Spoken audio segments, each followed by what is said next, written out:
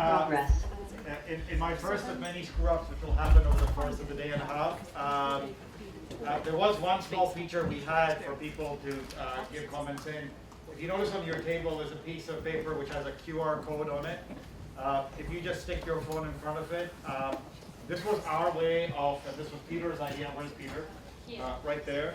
Our idea of getting some real-time participation from all of you, which is if you scan the QR code, it will take you to a poll site, which you can keep on basically for the rest of the day and a half, where if you have any reactions to the sessions you're seeing, keywords, phrases, anything you think of which comes to mind, we're kind of soliciting that data in a cloud sort of way. We're going to keep accumulating that over the course of the day and a half.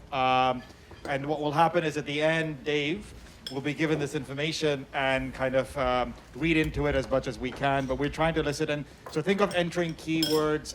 If you go to that QR code, you'll see the poll hasn't started yet, but we'll keep it on for a bit.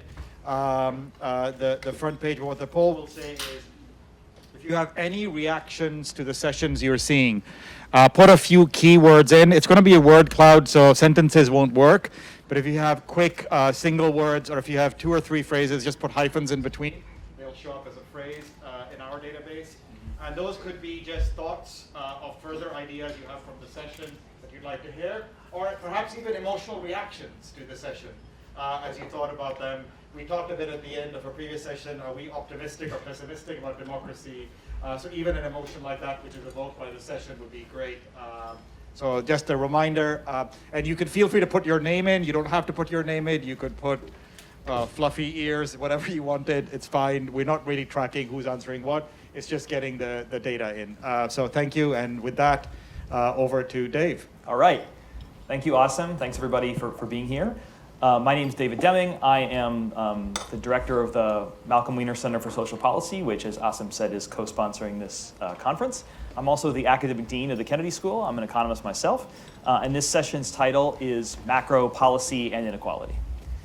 So the motivating set of facts for this panel is one that I think we all find familiar by now. Stretching back now more than 40 years of rising income and wealth inequality. And that inequality has a kind of fractal property. When you look at it, it's concentrated in the top 1%. When you look within the top 1%, it's concentrated in the top 0.1%. When you look in the 0.1%, it's concentrated in the top 0.01%, and so on. And I taught for several years a class here at HKS called The Causes and Consequences of Inequality. And more or less the entire point of this class was that the consequences are dire and the causes are complicated and manifold. Technology, globalization, education, changes in labor market institutions like unionization, the minimum wage, elite capture of the media, the political process, and many other stories. Many potential causes, but only one fact pattern. And that makes it difficult to explain even if you have an entire semester to do it in. But it's especially difficult to make tough macroeconomic policy decisions in such a complicated and yet urgent environment. So the question before us today is, how has growing concentration of income and wealth affected the global economy, and how will it affect the global economy going forward, and what should we do about it? So it's interesting to be having this conversation now. Actually, as I look back on my notes at when we designed this conference, I think the conversation's really changed recently. If we were talking about this any time in the last decade or so, a popular solution for addressing inequality would be through macro policy, fiscal expansion policies. So redistributive social spending financed by relatively large budget deficits, or at least larger than what we're traditionally comfortable with. But that financing was on pretty attractive terms because of historically low interest rates. And governments around the world pursued in the wake of the COVID-19 pandemic to varying degrees these expansionary redistributive policies, stimulus checks, support for small businesses, and so on.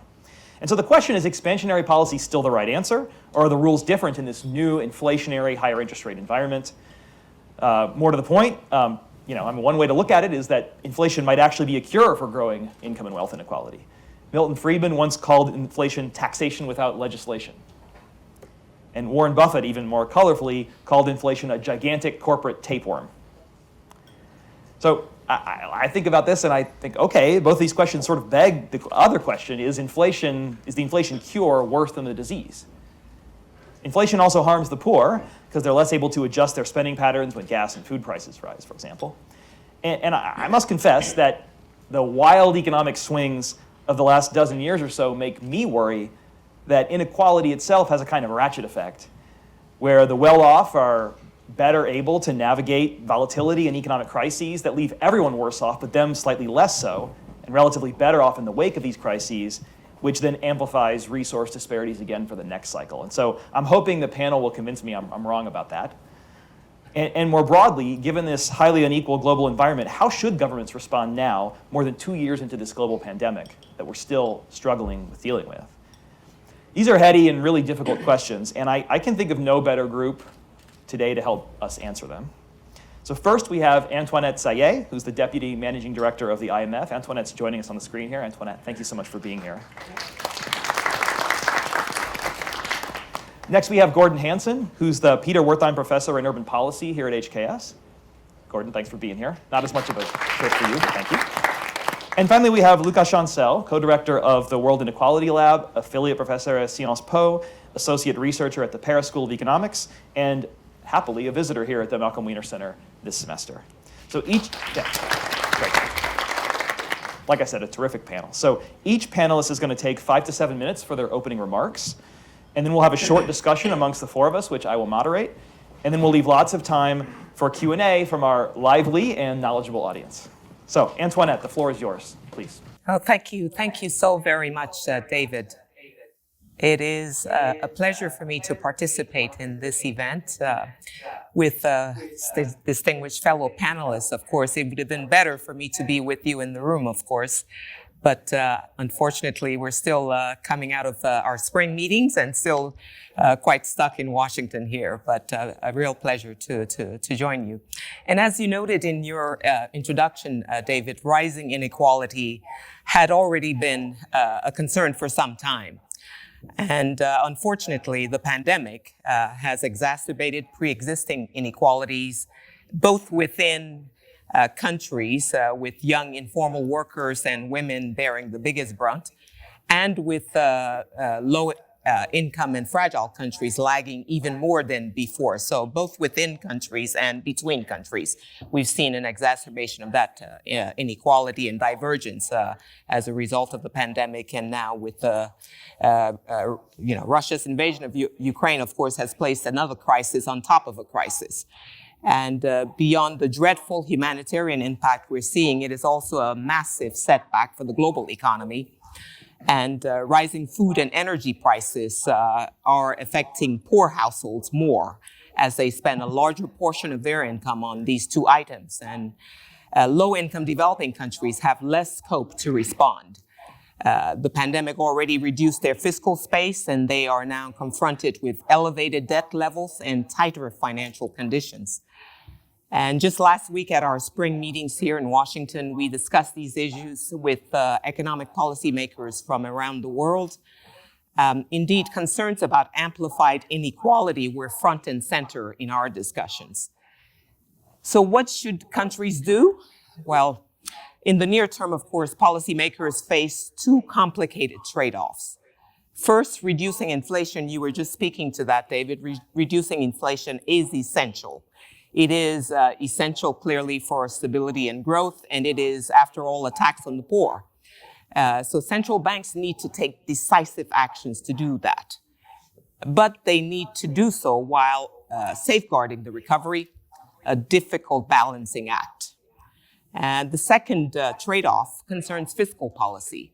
As policymakers begin to rebuild fiscal buffers that they've eroded, it is critical to do so while also ensuring continued support for the vulnerable, especially in the context of rising food and energy prices. So governments can square this circle through policy design, we think, anchored in credible medium-term fiscal strategies. They need to mobilize additional revenues, but while paying due regard to the distributional consequences of tax reforms. And they need to rationalize and reprioritize spending, while providing well-targeted support for the vulnerable. Now, of course, many countries may not be able to do this on their own.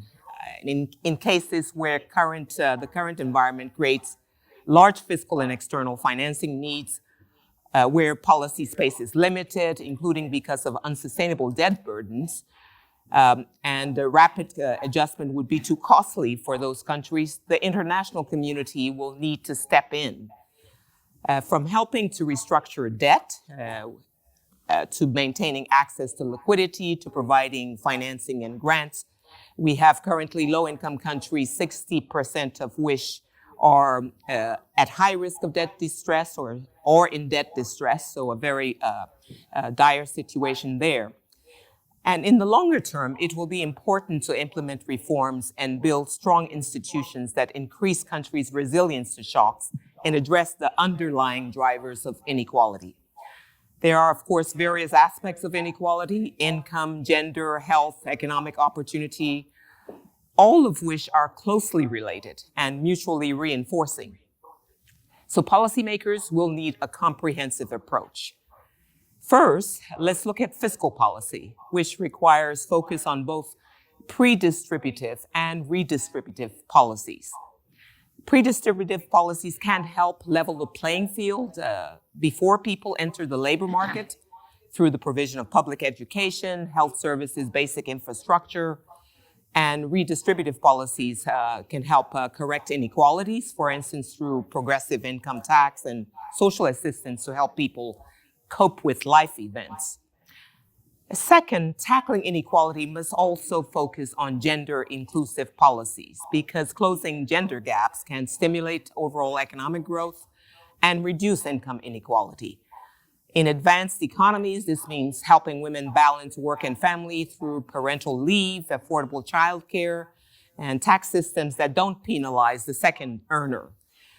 And in low-income countries, the focus should be on improving access to health, to education, to finance, and investing in infrastructure such as safe water and transportation. And third, embracing digitalization and tackling climate change can also offer opportunities to reduce inequality. Digitalization can indeed facilitate access to finance, to access to social assistance, and deliver income support. And low-income countries have an opportunity with the acceleration of digitalization actually to reach the vulnerable in ways that was not possible before. And the shift to climate-resilient infrastructure is key, as the poor often are more vulnerable to extreme climate events. Of course, policies must also ensure support for workers as they transition from shrinking to expanding sectors. Investment in training, reskilling, and high-quality education will be pivotal to unlocking the potential of both green and digital economies and spreading the benefits more widely, including the vulnerable segments of our society. So these are all areas critical to enabling economic stability and inclusive growth, and hence central to the IMF's surveillance, lending, and capacity development activities. Let me stop there for now. Thank you very much, David. Thank you, Antoinette. Yes.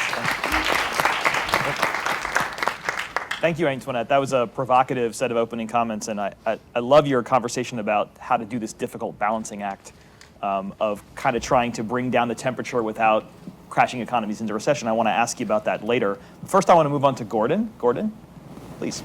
Thanks, David. So I want to start with thinking about what we want macro policy to do when it comes to inequality. Then talk about ways in which widening inequality has complicated the operation of macro policy, and close with what we might do about it. So when it comes to inequality, what do we want macro policy to do? So I would put kind of two things first on that list. One is help manage risks. As the economy goes up and down, you want to help vulnerable households absorb shocks to their income that keep them at a standard of living that we as a society feel comfortable with. In the longer run, what do you want to do? You want to create foundations for future economic growth by allowing people to invest in themselves, in their kids, in their businesses, and so forth. Widening inequality complicates both of those things. First, as lower income people get closer to the margin, what that means is that income shocks can really destabilize your working life. A truism today is that it costs money to hold down a good job. So what does that mean? It may mean the cost of commuting from a lower cost outer neighborhood into a downtown area. Costs money for childcare. Good jobs are greedy jobs. You have to show up every day at a particular moment in time and maintain a consistent schedule. And good jobs require the after-hours stuff, be it conferences on a weekend, be it overtime, be it helping your coworkers or interacting with other clients. As income shocks happen and people have to cut it closer to the margin, maintaining those good jobs gets harder. Your car breaks down. Now it's harder for you to get to work. Your income might get cut during a downturn. It's harder to pay for childcare. You may have a family member whose care you're responsible for, and now being at those greedy jobs for 8, 9, 10 hours a day gets more difficult. So as people are closer to that margin, when tough economic times come along, even if you had a good job to begin with, you might be pushed out of that job into one of the precarious jobs that Alicia Holland was talking about in the previous panel, because it offers you more flexibility in terms of your schedule, because you don't have to show up consistently.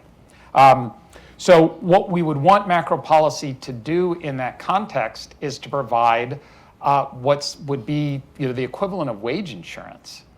When you encounter rough times, that we're gonna cushion your income enough so you don't have to give up that greedy job. Social insurance does this in some countries. It doesn't do it in a lot of places.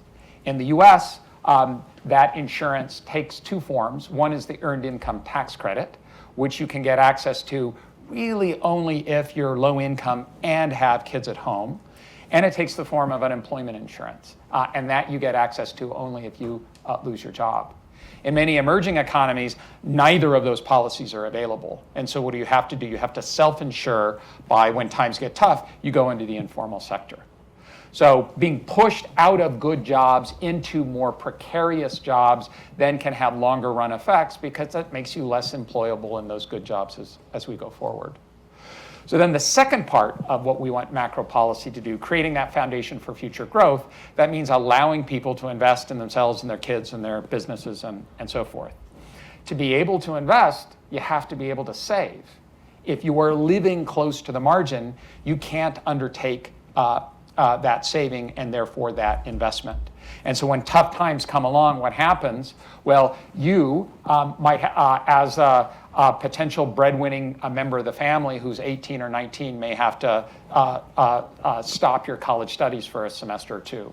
It was really striking in the videos that Asim Khwaja showed us at the outset, the way in which a number of young people said, inequality means not being able to realize my potential.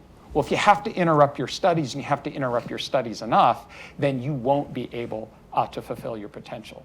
So what do we want policy to do in that context? We want to make sure that you can make those investments.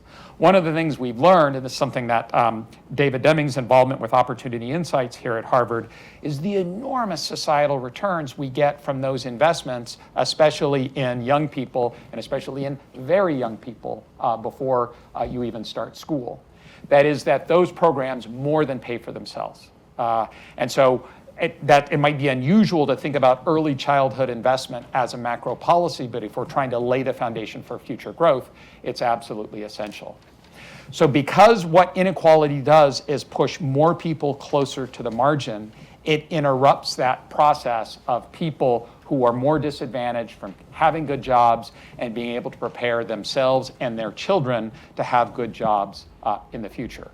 And that our target then becomes providing better insurance against those risks that interrupt our professional lives, and making sure that those crucial investments in our future happen.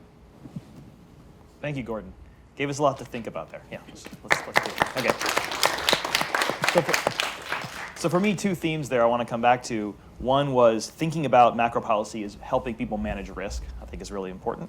And second, this trade-off between policies that work in the short run and the long run, and how are they different? And do we want to always be kind of prisoners of the moment in responding to policies, or do we want to think about stabilization as a long-run target and kind of some of these high value-added programs like investment in education and so on, which don't pay off immediately, but may pay off in the long run? So we'll talk about that after we hear from Lucas. Thank you very much, David. Good afternoon, ladies and gentlemen. It's a real privilege to be here today. Also wanted to thank Asim and Danny for the organization of this conference. So I wanted to start by picking up on what David said a few minutes ago about the general trend of rising inequality, one fact and several potential causes. And I wanted to start with that because the work we've been doing with this group of scholars, dozens and dozens of scholars from from a lot of countries and all continents affiliated to the World Inequality Lab and the World Inequality Database, so where I come from, based at the Paris School of Economics, is really a work to try to understand what we can learn from this wealth of information on inequality. And it is true that there is one general trend, but there's a lot of diversity and a lot of variations across countries. And these variations are important. In fact, they are essential to letting us know that, in fact, this rise in inequality is not a deterministic byproduct of the era in which we live. It's not a mechanistic consequence of technological change or of globalization.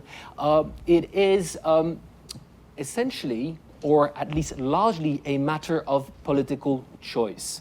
Why do we say this? Well, one way to look at that is if you compare the inequality trajectories of European countries on the one side and the inequality trajectory of the US on the other side, for instance, you see, yes, a general trend, a general rise in income and wealth inequality in the two blocks, in the two regions, but with a huge diversity in trajectories, with an explosion of inequality on one side of the Atlantic and with a much more moderated rise on the other.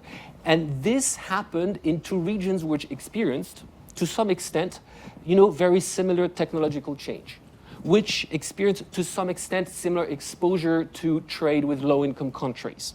So it's this really reveals the importance, the tremendous role played by social policies, by tax policies, by regulation, deregulation policies. That's really the first point I wanted to make. In this general set of potential drivers of inequality, to summarize technology, openness, or policies, the TOP factors, I would really place policies at the top. And I think this is also apparent when you look at emerging countries at this, as well. If we look, for instance, at India, at China, at Russia, so these are all three countries which experience, large-scale shifts in how they operate their economies over the past 40 years. With large-scale deregulations, privatizations, liberalizations, with very different changes in the distributional outcomes. If we look at China and India, for instance, these two countries first started on the same inequality trend after the mid-1980s, after they started to open with the rest of the world. But from the mid-2000s onwards, you see a continued extreme rise of inequality in India and a stabilization in China. And here again, it's policies. The Chinese started to invest massively in rural areas, in education, in health, in infrastructure, which is something that the Indians didn't do, or at least didn't do to that level. And this is not only related to the difference in political systems. It's also related to difference in political choices underlying these policies. So that's the first point, policy. But where do we go from there? And especially in the realm of macro policy design. Well, I think that what we've learned from 40 years of trying to understand what was happening is that in many cases we've kind of inverted the order of priorities when doing macroeconomic policy. In the sense that we focused a lot on whether or not this or that policy would increase growth, average growth by 0.1% or 0.2%. So to some extent, this is a second order effect. Whereas we knew that the first order effect on inequality was potentially very large. I think this was particularly the case in 2018 in this country, for instance, or 2017 with the tax reforms and the tax cuts. So much debate on whether this would have such or that impact on growth, but we knew that the first order consequence on inequality was huge. And this kind of way to look at the macro policy debates is something that you see in many European countries, and you see this in the emerging world as well. So I would say that we need to reinvert the order of priorities when we do macro policy design. GDP growth is a means to an end. And very often we've used this, we've seen it as an end in itself. And so let's look at what is the consequence of this or that policy on the growth of the bottom 50% of the population, or on the middle class, or on specific groups of the distribution of income and wealth. In order to do this, I think that data is essential, it's paramount. And a lot of countries, in fact, most countries in the world, still do not publish distributional GDP statistics. So every quarter we have GDP numbers, but we don't know who is benefiting from GDP growth, and even less from wealth growth. And so also all this quantitative easing that was being done over the past few years, where did this end? Who really benefited? On which wealth accounts this eventually and ended. So this is something that is key. We need to place inequality at the heart of macro policy design, and one way to do this, I think a starting point is really to do this shift in how we do our accounting systems, and this is what we're with an increasingly important group of scholars, I think we're trying to contribute to that. Maybe final point, very rapid. What's the new frontier for macro policy and inequality? I think really it's going to be the environment and climate change. And here I think we can learn from some of the failures of the past policymaking, and especially when related to trade. So I'm not the trade specialist here, we have one on the panel, but one thing I think that we can be convinced is that in the trade discussions, very often the debate on inequality and distributional impacts was treated, again, as a potential side effect that could be treated afterwards. And that could be solved, through compensation, but this was a second-order issue. And with climate change, it's going to be the same. There are going to be a lot of losers from these transitions. And if we don't factor in the very design of these climate policies, how we compensate these losers, then potentially this will create, a lot of tensions. As we've seen in the trade context, we've already seen in several countries, yellow vests in France. We've seen, trucker convoys in Canada. We've seen demonstrations in Jakarta when fuel prices were rising because inequality were not factored in the very design of these policies. Now I'll stop here. Thank you. Thanks. So, given us a lot to think about, I love the climate trade analogy. We definitely can return to that. And I think a very provocative request that we apply a kind of Rawlsian ethic to policymaking, how we should judge our economic progress by how the least fortunate are helped, not by kind of aggregate GDP growth, which is very interesting. So before we kind of open it up, I want to start with a couple follow-ups. Antoinette, I'd like to start with you. And I was really taken by your description of the importance of this balancing act we talked about earlier, how to deal with an inflationary environment, bring down inflation without harming the economy overall, plunging it into recession, and dealing with an environment where kind of money is plentiful. How do we bring down responsibly demand so we don't increase inflation without crashing the economy? And that conversation in the US is happening in a way that I suspect doesn't translate that well to the developing world, but you can tell me if I'm wrong about that. Here we talk mostly about supply chain issues, like basically how do we increase supply to meet this demand in the form of extra dollars in the economy. And the conversation is happening in an environment where COVID is not over as a public health crisis, but it's almost over as a threat, as a throttle on the economy, as a way to tamp down economic activity. But I imagine that is not true in many countries in the world. So how do we address these supply issues, this inflationary environment, when actually COVID is still ravaging the economies of many countries in the world? Yeah, no, that's precisely why it's so complicated for countries who've, as I said in my opening remarks, have. Can you hear me? We cannot. We can hear you very faintly. Yeah, I don't know. I can also hear you faintly, so there we let's go. see. It's getting better now. Can you hear me now? A bit better, yes. Okay. No, I was just saying that it's precisely, more complicated in low-income and emerging market economies, given their own limits in the fiscal space dimension. In responding to the pandemic, of course, in the first place, where a lot more room in the advanced economies to do so, and a lot more borrowing that was possible for them, and using the fiscal space they already had to really put a floor under the economy throughout with the severity of the shock at its most, and able to do that for certainly longer and more than poorer countries could.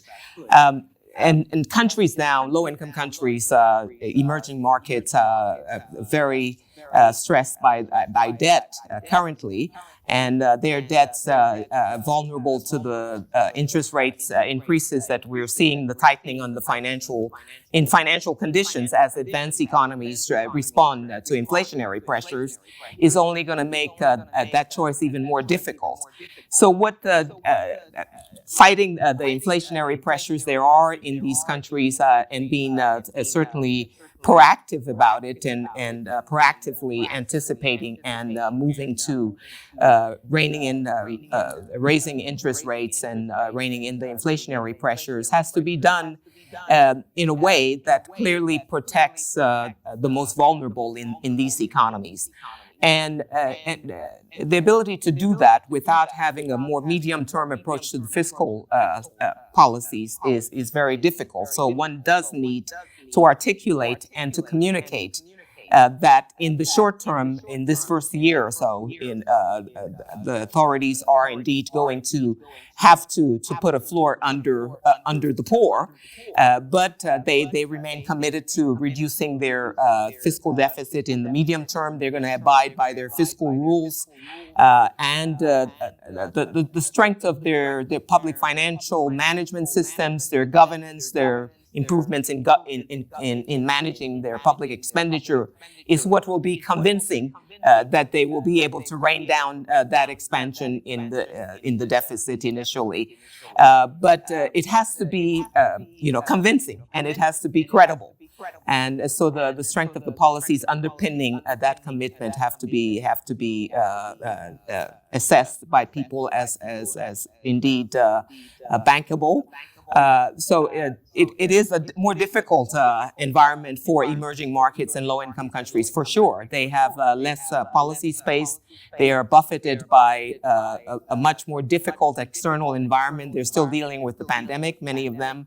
Vaccination rates are still very low in many low-income countries. I'm thinking about Sub-Saharan Africa in particular, that is particularly challenged by expanding vaccination. And so the scars that the pandemic has caused is going to still be there, and they need to respond to some of that, constrained by their fiscal space. Yeah. Thank you. Gordon, I want to ask you to follow up on your comments about kind of policy as risk management. And at least if you look in the U.S., if I sort of want to roughly characterize our risk management policies in the wake of two crises in the U.S. in the last 12 years or so, one, the Great Recession, and the COVID-19 pandemic, not everybody would agree with this characterization, but some people might think in the first case we got one of them wrong on the side of being too small as a response, that is the fiscal response to the Great Recession. And then some folks, Larry Summers, others might say we got it wrong on the other direction more recently by spending too much money. And so my question to you is that kind of always our fate, to try to make a guess and then be wrong on one side or the other? Or is there a way to build in stabilization automatically, or a way to build it in that adjusts to policy conditions, as they arise, so that we don't have to go too big or too small and suffer the consequences? How do we get it right going forward? So when it comes to social policy, we're comfortable with the idea of targeting, that we want to improve health and education and family well-being among the needy. When it comes to macro policy, there's an equivalent logic, and we can waste a lot of money by getting the targeting wrong. Jacob Hacker was nice enough to plug the work I've done with David Otter and David Dorn on the consequences of job loss from import competition from abroad and analyzing the China trade shock. What we learned from those episodes is concentrated job loss is very, very painful. So losing a job is painful. Losing a job in a recession or in a region where there's mass job loss is more painful still. The lesson from that is, well, you want to target help for the unemployed that's conditional on the environment in which they find themselves. And if you're measuring that based on the national macroeconomy, you're going to get it wrong. And so we don't need to spend necessarily more money. We need to spend the money much more wisely, identifying people who have been exposed to the most extreme shocks and who are experiencing the most intense risk.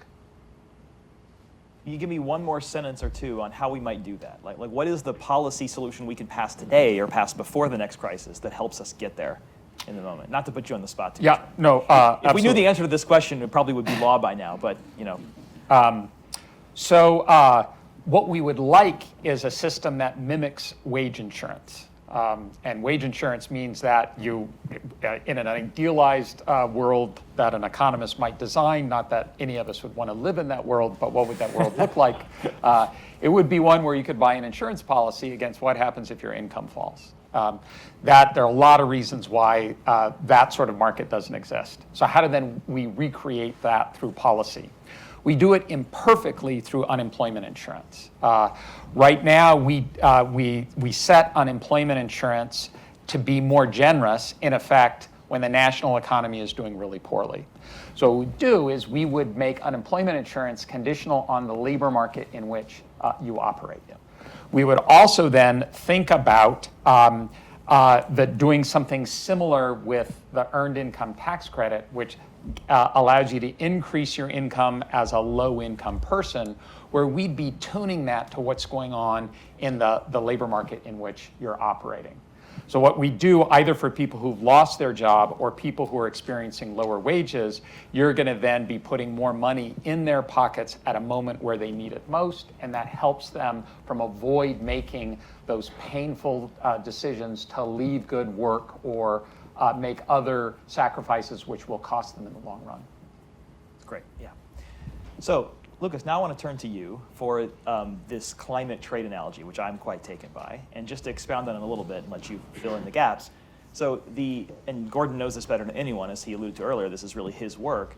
You look at, you think about the distributional consequences of free trade, or in the case of the US and China, kind of allowing China to join the WTO and kind of sort of flood the US market with cheap goods. This is something that benefits many, many, many people in the US, but also in China. So China's economic rise was made possible by this. But it benefits especially the people in the US, but even the people in China, millions of people by a little bit.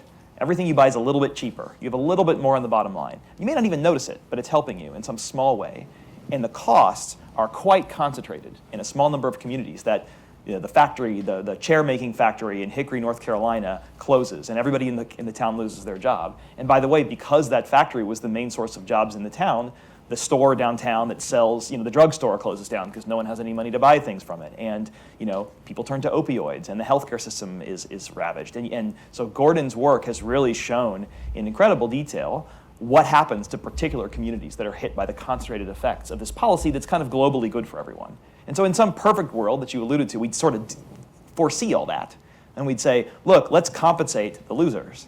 But that's hard, and it often never happens. It's something we say or we build into our economic models, but we don't take it that seriously. And so if we can see this coming, in some ways in a much bigger global way with an issue like climate change, where the benefits of making the Earth a little bit cooler, they're huge, but they're spread around everybody. But the cost of doing that, the mitigation costs, it's not going to be felt evenly. So how do we, knowing that this is coming, we all know it's coming, how do we make policy to address the distributional impacts of climate change? Yeah, thanks, Dave. I really think this is the key question of our time, so to say. And let me first start by saying that the first beneficiaries of solving climate change are the worst off. Yep. They are the worst off in terms of countries. but they are also the worse off within countries, within poor countries and within rich countries. And this is, something that has been well established. The worse off are more exposed to the consequences of climate change, either in the locations where they live, but also because they have less resources to face shocks when the shocks come to them, and very similar to other forms of economic shocks that we were discussing before. So they have the more to gain from climate policies, but at the same time, the way we have been designing these climate policies in many contexts meant that they were the first contributors to the efforts as a share of their resources. So let me take two examples. One example that I know well because this was implemented in my country, 2018, President Macron implemented a carbon tax reform. At least he wanted to implement carbon tax reform, so an increase in the tax on a ton of carbon. A relatively small increase that was going to rise the tax, the price of gasoline by about 10 to 20 cents per liter, but this created a massive reaction, massive popular reaction, especially from areas that did not have alternatives to paying the tax. And this is where I want to go. This tax was badly designed. It was essentially targeting those with little alternatives to personal transportation, and it was leaving aside the wealthy urban elite that didn't necessarily need its car to go to work, and that could continue to take the plane without any tax at all. Because in the European Union, and in France in particular, when you take the plane, you don't pay any tax on kerosene. So that is just one extreme example on how you can create a lot of social resentment when you don't do the policy right. And in the context of this policy, there was no compensation at all, or close to no compensation at all for the losers. Let me take another example, which, and to try to bring in the international development dimension in the discussion, Indonesia. Indonesia had a lot of fossil fuel subsidies until the 2010s. And so this made up a large part of government budget. So when the government decided to reduce these subsidies, prices on gasoline and kerosene increased. Initially, this led to a lot of social unrest as well. And some of the policies were stopped. But what the Indonesian government did is that it decided to basically reuse the new fiscal revenues to re-inject them into cash transfers and into increased investment in the social security system. And this is one way that it was able to basically, buy, these groups that were potentially more affected by the others. So in one case, no compensation. That's the French case. The policy is not going through. And in the other case, we see a policy that manages to basically function. And I think this is really something that we need to think a lot more again about, how we design climate policies, thinking really about the kind of groups that are targeted and how they are compensated. Great, thank you. Now I'd like to turn it out to you all for questions. So you can just raise your hand and ask a question, and I'll, please announce your name when you ask the question. Yeah, right there. Yes? Yeah. Hi, Derek Bandine. I'm part of the Advanced Leadership Initiative here. I guess when you talk about compensating the losers, obviously I think that's a wonderful idea, but I'm concerned about the technology. 10 years from now, we're pretty sure there aren't going to be any truck drivers, taxi drivers, bus drivers, train engineers. All those jobs are going to be gone. And we know it's coming. We don't think it's coming. We know it's coming. And they're probably not people who can easily be trained, typically. Those roles are not typically taken by people that have particularly high education attainment. Just wondering what your thoughts are on how we could try to address some of these technology challenges.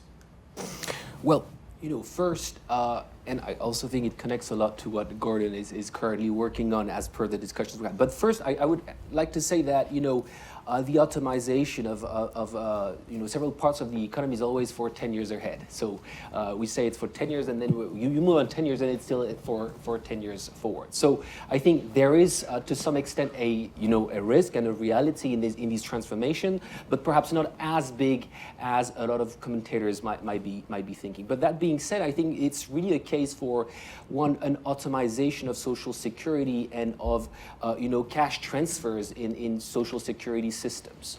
And I think in many cases, the beneficiaries of Social Security are not basically directly connected to, the transfers that they might benefit from. And the second point, I think it's really also a question of, what is the overall volume of government revenues that you put in Social Security?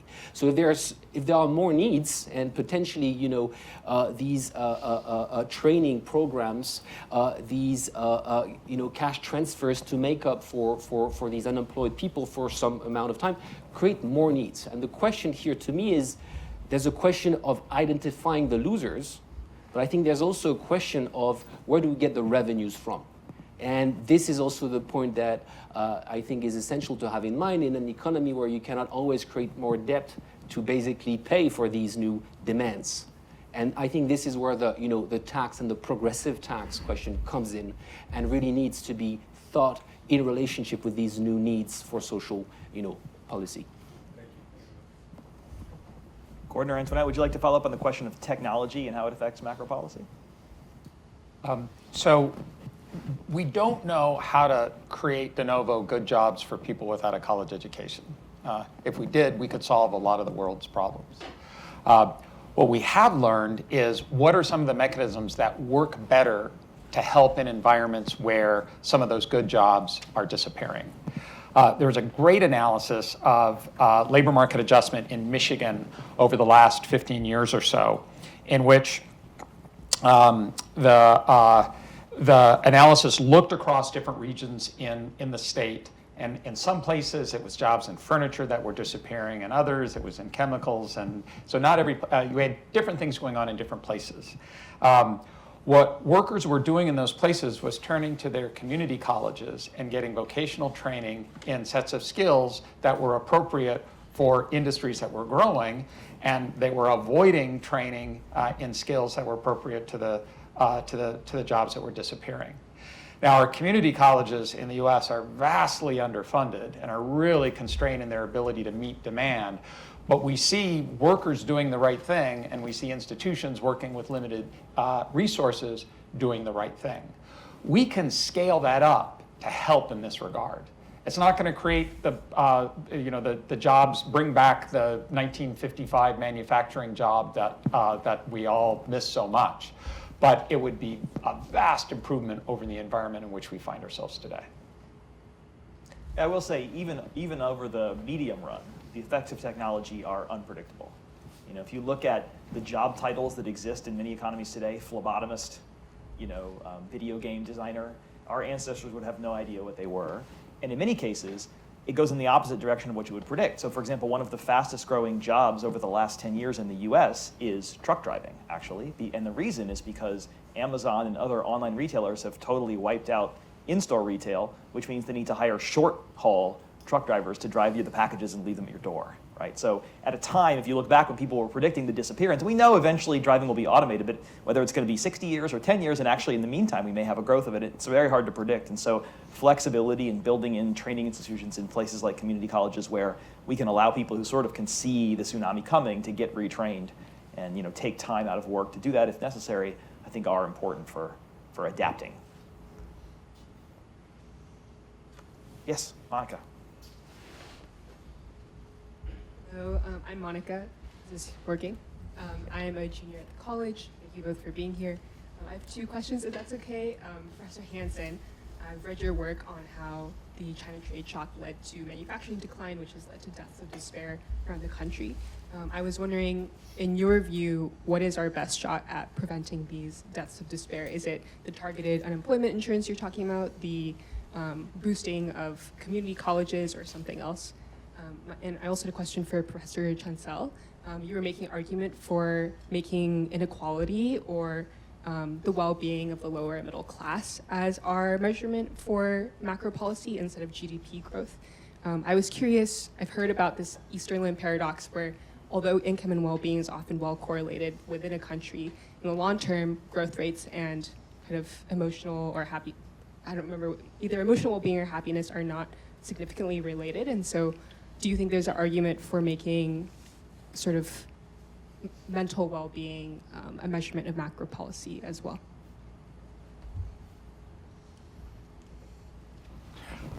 So on deaths of despair, I think the best analysis was done by William Julius Wilson, great sociologist who spent much of his career here at the Kennedy School. And as he observed the consequences of pockets of urban poverty, he said, the issue is not with people being poor. The issue is with people being jobless. And so what we want to do when we see regions go through these painful adjustments and your main export industry disappears, the furniture factories in Hickory, North Carolina go away, we want to have structures in place that allow those workers to redeploy themselves productively. We see something similar happening in many emerging economies today, where we've got young men who are not studying and they're not at work. And they are just fodder for organized criminal activities. So this is what we see in the Northern Triangle, and we've seen this in parts of Mexico where drug gangs have been active. So this challenge of joblessness manifests itself in different ways and in different places. What we need is to get that labor, once it's freed up, into something new as quickly as possible. And that means targeting areas of despair before the despair sets in. And so, yeah, on growth as a measurement indicator, first I'd like to say that I'm a fan of GDP as a concept and as a metric. And I think it was invented, the system of national accounts is one of the most, fantastic inventions of economics and of accounting of the past 80 years. But since day one, we knew that GDP is not supposed to measure the overall prosperity of a nation. And even less and less in the era of environmental damage and of climate change, where we know that all these environmental costs are very, very badly measured in GDP accounting.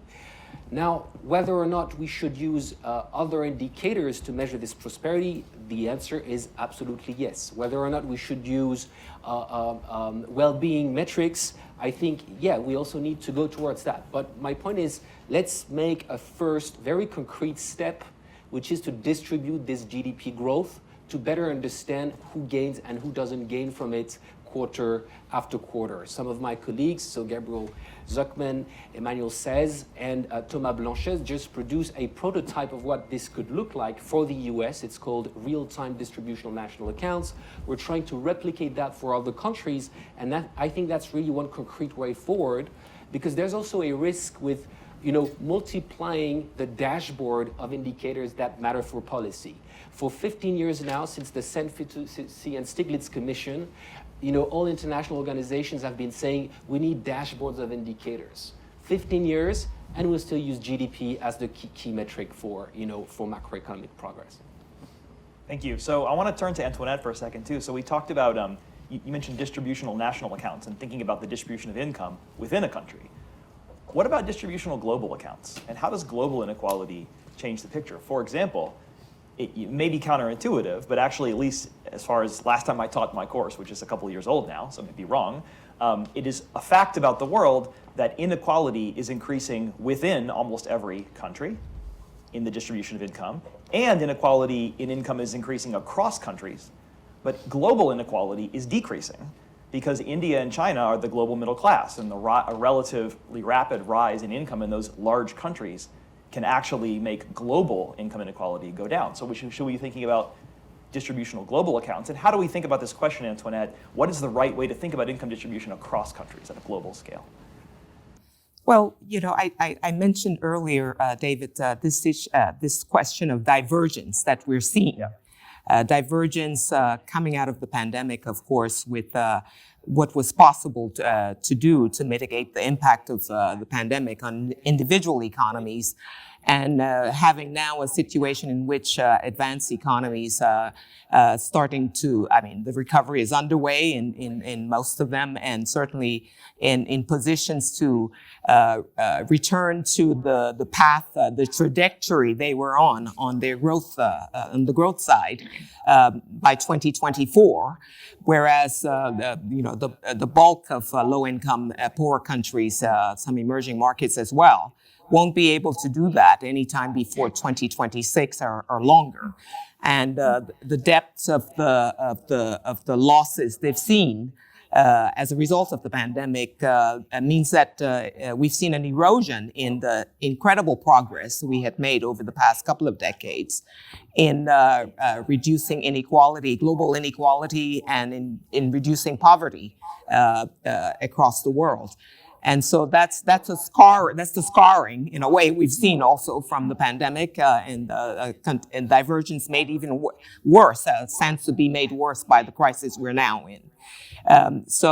There, of course, there are domestic policies that countries need to pursue to mitigate the impact of these crises on their economies. On the domestic side, of course, better targeting of the limited spending that poor countries can put out. Reprioritizing expenditures, there's some wasteful expenditures that can certainly be stopped, and looking at tax policy, of course, to make sure that efforts to increase revenues are done in a way that don't penalize the most vulnerable. And at the international, the global level, of course, we have a situation where the global community has to get together to safeguard the investments that it made in reducing divergences and inequalities among countries. And the issue of debt restructuring is a significant one that has to be addressed for many poor countries in order for them to get beyond that unsustainability and have them the opportunity to address the development needs that they have. And we've seen slow progress on the common framework, which is what the G20 have put out to deal with debt restructuring in individual countries, but that needs to be accelerated. And of course, there's a need for new financing to help support countries make the adjustments they need to make, but in a gradual way that don't penalize further the poor in their countries and further increase the divergences. So that's how we see the joint efforts at the domestic level and in the international level to try to contain this divergence that is a significant source of potential instability, certainly fueling more migration from these poorer countries and challenges in richer countries to deal with those as well, and fueling social problems, social unrest that we're seeing in a number of countries already. Fascinating, thank you. Yes?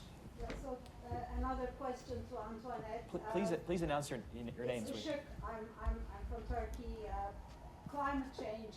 I know that the World Bank recently just postponed ESCOM's $2.5 billion Pollution Act, and thus the world's worst polluter in the world, which is ESCOM in terms of sulfur dioxide, has been given a free hand to continue what they're doing. And I wanted to know, because you're a part of World Bank, I wanted to know I know you're sort of new on this, but I want to know what is going to happen, because people are dying of heart attacks, people are dying of asthma, and it's the worst polluter in the world. So why has that happened? What is going to happen in the near future in terms of climate change in Africa, especially?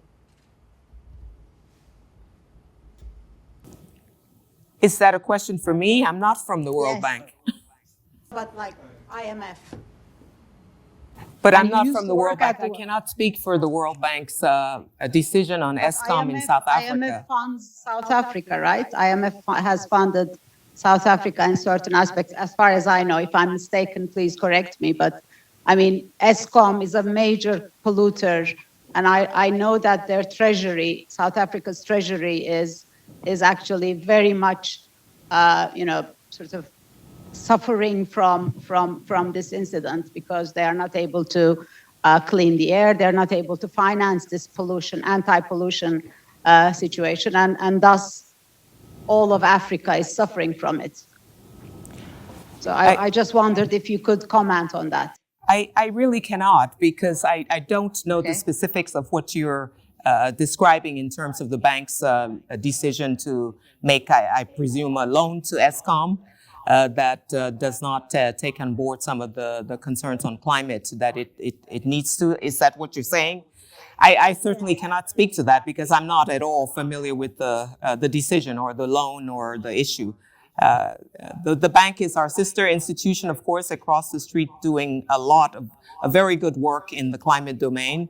I just don't know the details of this particular one to give you any sensible response. And as I said before, I simply cannot speak on behalf of the bank on that. All right. It is a very sad situation. I just wanted to maybe the colleagues on this panel would know. ESCOM is a major problem in climate change, as you all know, probably. So, Yeah.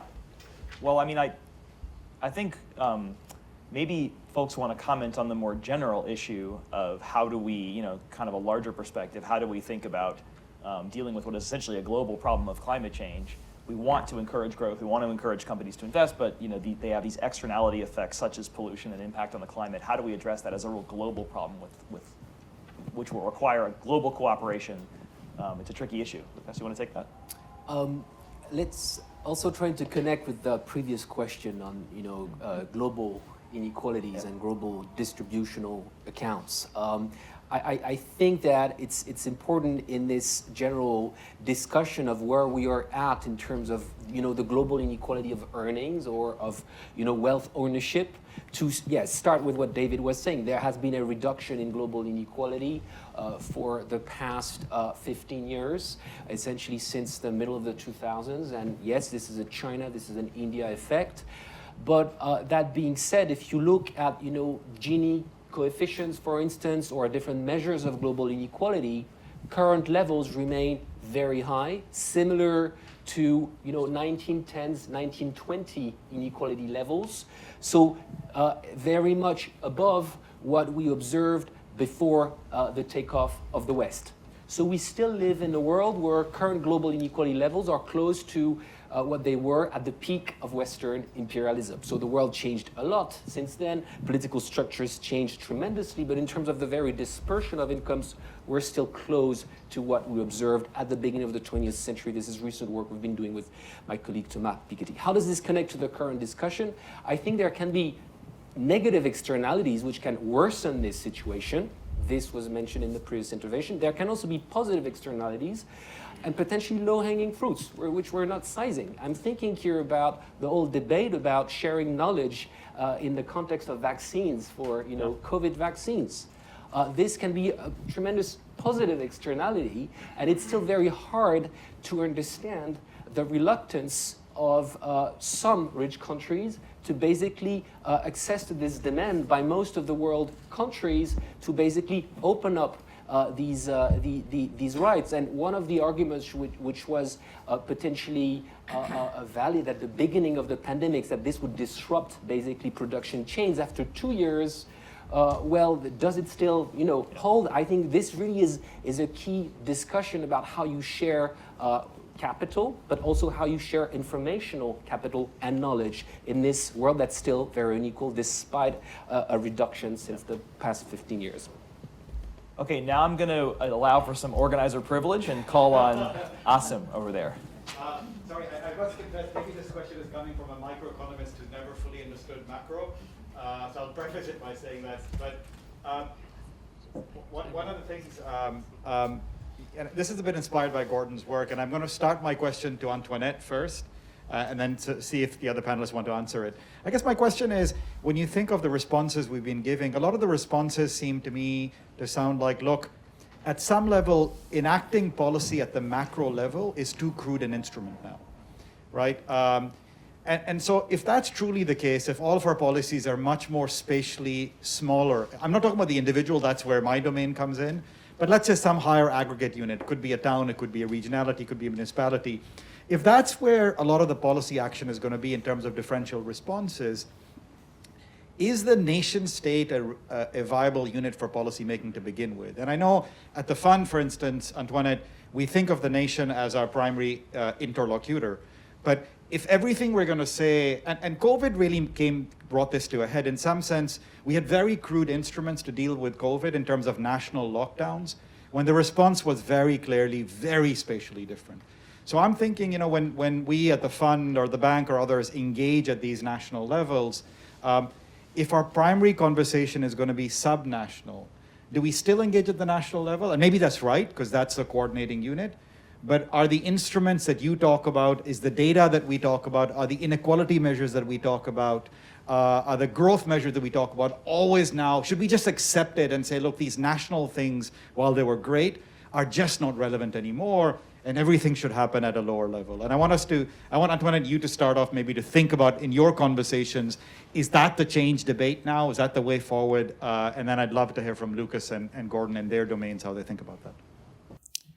Well, thank you for that question. And, it's a way of course, saying that, macro policy in our changed world is certainly informed a lot more than it used to be by these issues that you've fleshed out. That some responses are better suited to subnational governments, and that has certainly been a feature in the federal countries that both the fund and the bank work with, for attention to fiscal decentralization issues, and how the fiscal decentralization fiscal framework permits appropriate action on the part of subnational governments and division of responsibilities for social spending being the province of many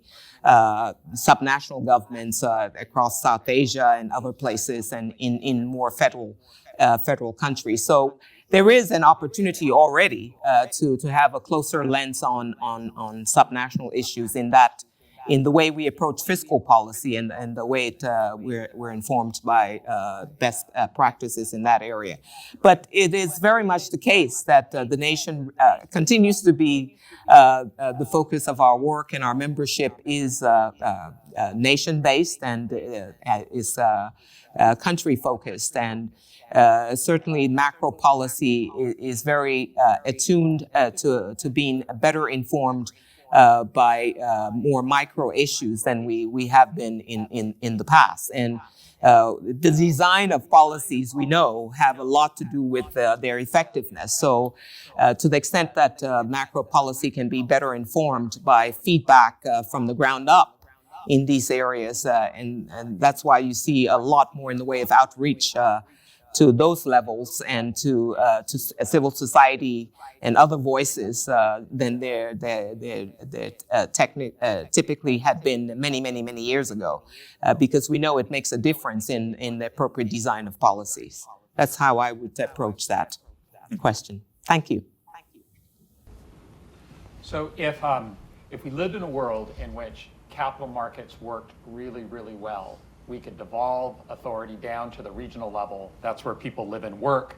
That's where a lot of the externalities that we care about express themselves, and we wouldn't need the nation state to do much. What we observe in practice is that capital doesn't flow across national borders all that well. Goods don't flow across national borders all that well, and people don't flow across national borders all that well. So there's this role for the nation state in coordinating the mobilization of resources and helping regions balance the different pace of shocks that they experience that we won't get around unless we solve a whole bunch of other imperfections. No, I think there's a fundamental tension between the basically distribution side of the question, where the more micro, the more detailed, the better, and the tax side of the question, where in a way, perhaps provocatively and contrary to what Gordon was saying, I think the more perfect are capital markets, the more global you want your tax institution to be.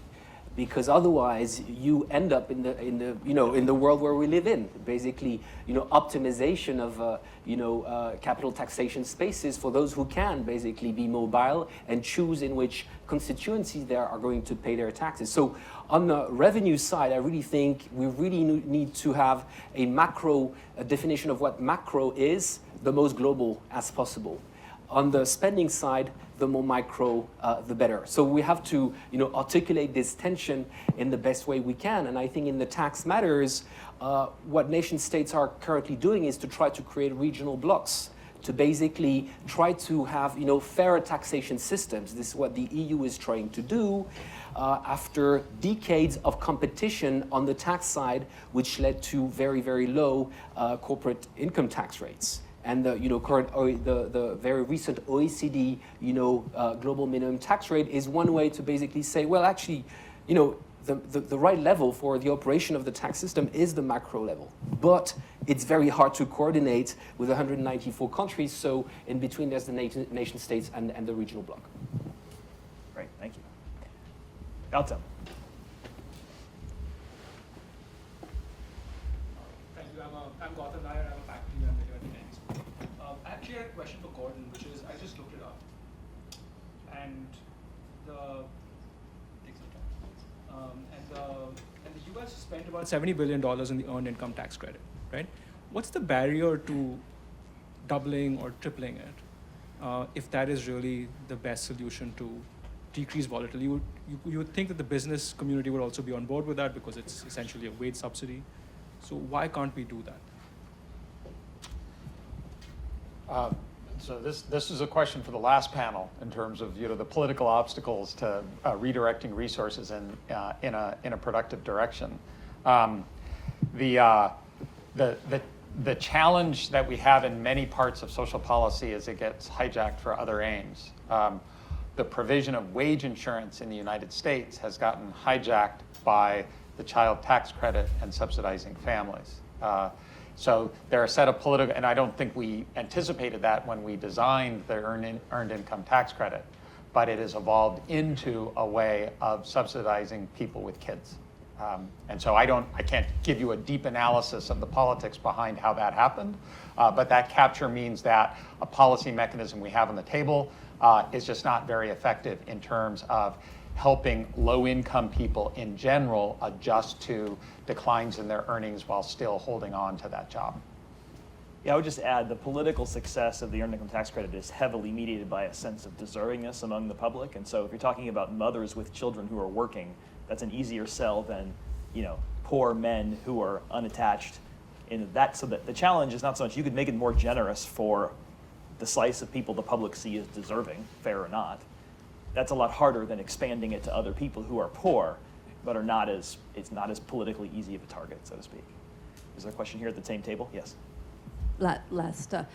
Since you're talking about mothers and children, I just wanted to raise an issue I haven't heard quite yet, and very much appreciate Antoinette's focus on gender policy, but what we're also seeing is all around the world, not a national problem at all, is dramatically falling birth rates. Women are judging your macro policies, I think, with their wombs by not having the number of children that most people want, which is creating dramatically aging societies all over the world. This mass resignation was actually, if we dig into it, a mass retirement. So to your jobless point, Gordon, a lot of the people not working are going to be older people.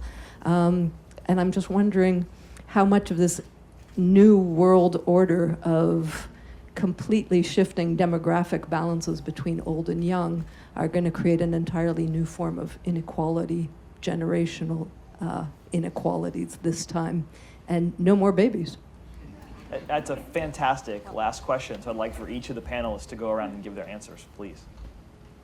Well, I'd just start by saying that that description is quite appropriate for most advanced economies, but not really for the bulk of, say, sub-Saharan Africa, where a demographic dividend is actually what is being, anticipated. Dividend if it's managed appropriately, correctly. But there is quite a bit of, a very large young generation that is likely to increase over the next couple of decades or more in sub-Saharan Africa, and will make for a much larger workforce than Europe or the U.S. or East Asia has. And so there's a great potential for that. For tapping into that talent and using it appropriately. So it is a different situation in different parts of the world. But clearly the issue of aging is a significant one in advanced economies and has to be deeply thought through. That I'm going to say something that really sounds, only an economist would say, and that population growth is like inflation. It creates a cushion that helps economies adjust to changes that make you want to move people from one region to another region, from one sector to another sector. Just like what inflation does, is that it helps economy get around the fact that prices might be a little bit too high here, a little bit too low there, wages too high here, wages too low there. So once we lose that margin for adjustment, what can happen is the existing disparities between places can be more locked in. In order to counteract that, we need to add some new grease to the system so that the wheels turn more smoothly. Immigration is one way to do that. George Borjas, the great labor economist here at the Kennedy School, has a paper about how immigration greases the wheels of the labor market. Population growth does too. So if we lose population growth, we're going to have to create that lubrication from somewhere else. Otherwise, the lock-in of disparities across place becomes a much more real prospect. And potentially, just a word on this to try to also connect with the previous session. This also create a disconnect in the politics of inequality and also of climate change, where we have a growing part of the electorate that is potentially a little less concerned with what is going to happen in 40, 50, 60 years. And that also we see in many countries that votes more because it has more this tradition of going to the ballots. And so, by the way, this is what we've just saw last week in the French elections, with an overrepresentation of the elderly who don't necessarily seem to care as much as the younger population for these big, mega issues of our time. So it's also complicating the politics of inequality reduction in the time of climate change. Well, what a fantastic ending note. Please join me in thanking these wonderful panelists.